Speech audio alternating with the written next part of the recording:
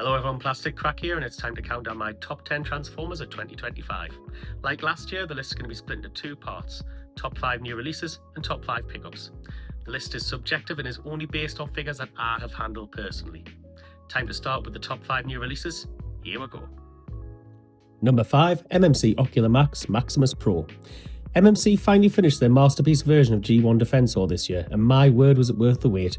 As individual robots, these are a fantastic set and they lose absolutely nothing in their combined form. Chunky, posable and solid, MMC have delivered a masterpiece of a combiner with very few concessions in any of the modes.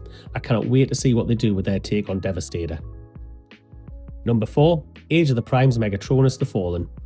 It was nice to see a new line kick off with a leader class figure that wasn't one of the established big guns from Transformers Generation 1. Megatronus was a leader class figure that felt worthy of its price point. A new mould that's posable and intimidating provided an incredibly strong start to Age of the Primes, and you can never go wrong with flame effects. I'm not sure I need to complete all 13 Primes myself, but it's nice to see the main line trying something different and succeeding. Number 3, Missing Link Sunstreaker. Sunstreaker was a G1 figure that I didn't own as a kid, so I didn't feel like I had to own the Missing Link version on release. But Drinking About Robots on Instagram posted a beautiful picture of the Missing Link figures together and said how much they reminded him of the art in the annuals and Ladybird books that I loved as a child, and that flipped a switch for me, and I had to own him. And that sent me down a Missing Link rabbit hole that led to me picking up Cliff Jumper and both versions of RC to go with the Optimus and Bumblebee that I already owned. Sunstreaker is the perfect mix between premium feel and fun, and cemented Missing Link for me is the most exciting thing in Transformers right now. Number 2, Fans Toys Sovereign 2.0. It's funny, when Fans Toys announced Sovereign 2.0, I didn't feel like I needed him at all. I'd already upgraded from the DX9 to the original Sovereign to their M version, and to me it was already a beautiful example of Galvatron, so why would I need to do it again? It turns out that this is a figure that I don't think you can appreciate until you have it in hand or have it side by side with the original version. The sculpt is just beautiful, with all the smooth contours of the G1 movie and cartoon translated into the beautifully painted figure, full of expression and menace. Sovereign 2.0 does what I think would be almost impossible and makes the original version of Sovereign feel dated in comparison. Number 1, MMC Tyrantron Rise. MMC's Optus Pexus is possibly my favourite third-party figure of all time, so I was very interested to see how they'd retool this piece of prime perfection into his arch-nemesis. Using only what can be described as witchcraft, MMC have managed to create a close to perfect representation of the IDW Stormbringer Megatron design, while keeping the incredible articulation and quality finish that was present in every version of Optus Pexus. A remarkable achievement and a beautiful figure that for me is a true highlight of the year.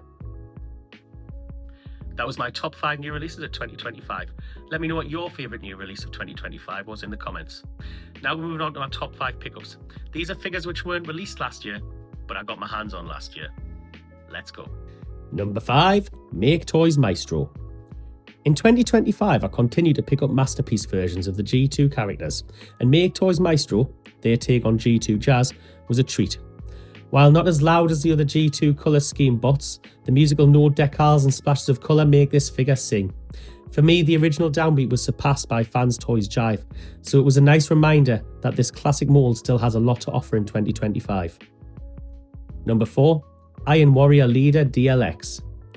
Iron Warrior's take on Optimus from Transformers Prime clearly owes a lot to the success of 3Zero's non-transforming figures. Their DNA and high-quality ethos runs through this new version of Iron Warrior's take on the iconic leader, and he really does look like he's just stepped out of the screen. I don't really care if a figure doesn't transform when it is such an incredibly beautiful version of the character. It's a figure I'd wanted to pick up for a while, and it did not disappoint. Number 3, Masterpiece Black Rodimus Convoy. This evil version of Optimus Prime's successor was a figure that I had considered a minor grail for years, and I've always been drawn to the black and teal and purple deco. But unfortunately the figure's knees are made from crisps and many times shattered when bending. I'd managed to pick up a copy with metal knees installed, and it's a truly beautiful thing. The Rodimus Prime mould lacks some of the articulation of the more modern figures, but this colour scheme is edgelord perfection, and I'm so glad I finally own it. Number 2, HasLab Deathsaurus. I got the urge to pick up Deathsaurus after seeing him in person at TFN in 2024, and since then I've had my eye open for one at a reasonable price, and thankfully I was able to pick him up in 2025. This is my first HasLab figure, and I was blown away by the quality feel of both the main event and the tier unlocked accessories. I understand how crowdfunding operates the way it does, but it's such a shame that a figure this good isn't more widely available. but then I guess that if it was, the product we got would have been significantly different. Deathsaurus is such a beautiful beast of a figure, it'll make me consider backing future HasLab projects even if they don't seem immediately to be for me. Number 1, Transformers Animated Blackout. There could only ever be one figure to take the top spot on this year's list. Sure, it's not the most articulated figure I own, it's not the biggest, the heaviest, got the most paint, but it's the figure I've wanted most for years that has eluded me for so long, but in 2025 I finally got him. Transformers animated toys are sheer perfection that walk the fine line between fun and accuracy, and Blackout just encapsulates everything that's great about them. The shape of the body, the head sculpt with the little moustache, the ease of transformation that still manages to contain some surprising flourishes.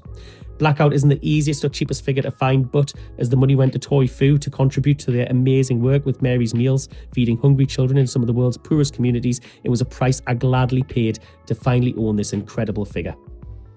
And that's it for another year. Let me know in the comments what your favourite figures were from 2025. Either new releases or just ones you picked up along the way. And I can't wait to see what 2026 brings. Bye for now.